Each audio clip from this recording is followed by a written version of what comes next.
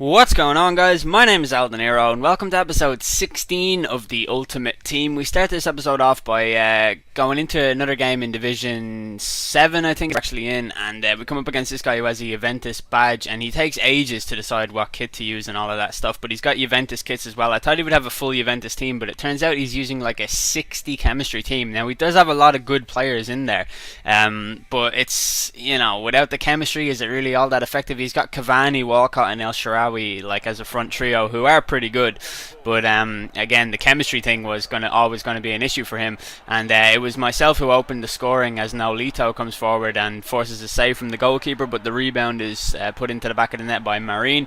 And anyways, you can watch the game unfold on your screen because I have a question for you guys at the start of this episode, as I always do, and today it's quite simply, who do you think is going to win this year's Champions League?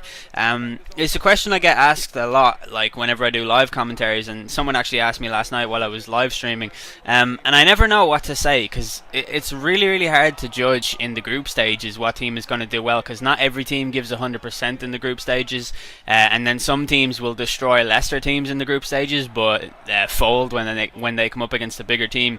So it is always hard to say, but I'd be interested to know what team you guys think has a chance this year. I would like to see Real Madrid win it, just because it's been a long time since they have, and it would be pretty good. They'd I don't know, I like their rivalry with Barcelona. I like both clubs, and I like seeing that unfold and stuff. It would be pretty cool if Real Madrid won, but it would also be really cool if an outsider won, like that time that Porto won it. If a team like that nobody expected to win ended up winning it. But as you can see, the dude actually did equalise in this game through Cavani, but Adjuriz ended up scoring there, and then he comes forward again to complete his hat-trick after 68 minutes with a really nice finish there.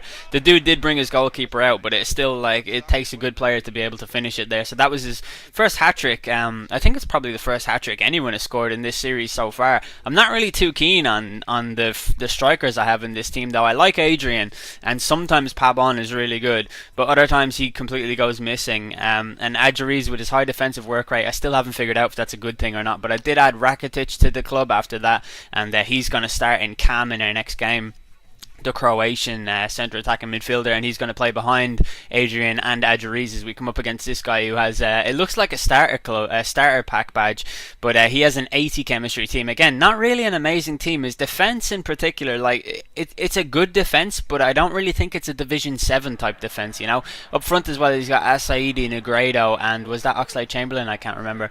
But it was a decent enough looking team, but the type of team that I really should be beating. And after 5 minutes, Rakitic makes his mark immediately with a debut goal. I love it when players get debut goals, and especially when in this game Rakitic had a lot of influence in it as a cam, and it's one thing that I've lacked since I got rid of Labiat and Quintero. Basically, Marine didn't really do anything. I gave Canales a go in one of his games, and he was just completely it was as if he wasn't even playing.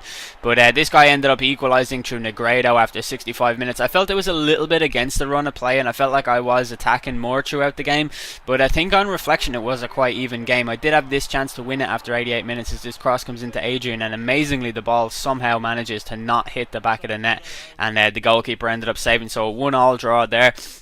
We need another victory, we need another set of 3 points in order to advance from this division, and after this game it wasn't really looking like it was going to happen, but another win would put us on 15 for automatic promotion. Not winning the title, but promotion is promotion, and we go into our next game. This time we've got Pabon and Adrian up front. I changed a few players around for fitness reasons. We come up against this guy who has a Barcelona kit. It took him ages to decide what kit to use, and his team was a decent team, not a stunning team or anything like that, but Delafeo and Tarabta on the wings were always going to be good. Terry, I'm not really sure about how John Terry plays in this game, but Colaccini is a good defender, and he has Giroud up front, who is a good target man as well.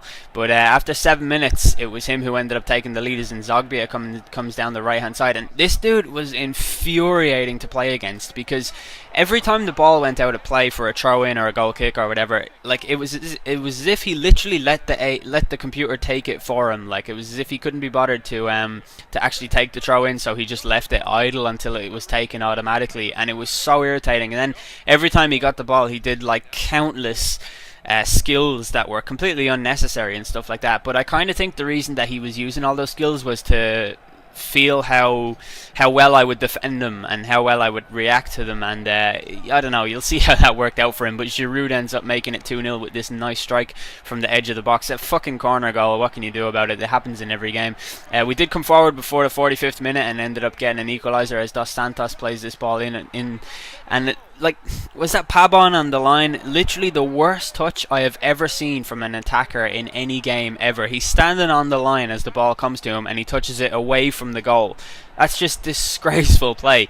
But into the final 10 minutes we go, and this dude scores 2 goals that were just the result of absolutely horrific defending from me. Like, I didn't even know what I was doing. He was turning me inside out with all these skills, and just he got these 2 goals. By this point, in all fairness, I had pretty much given up. The frustration had definitely taken its toll on me, but even watching it back is fucking hurting my head.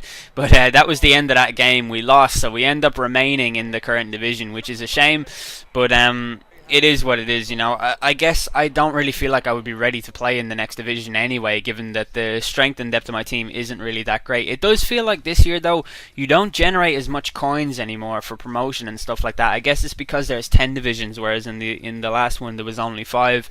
But it feels like I'm getting less and less coins, and it feels like the ability to enhance my team and improve it in certain areas is being hindered a little bit because of that.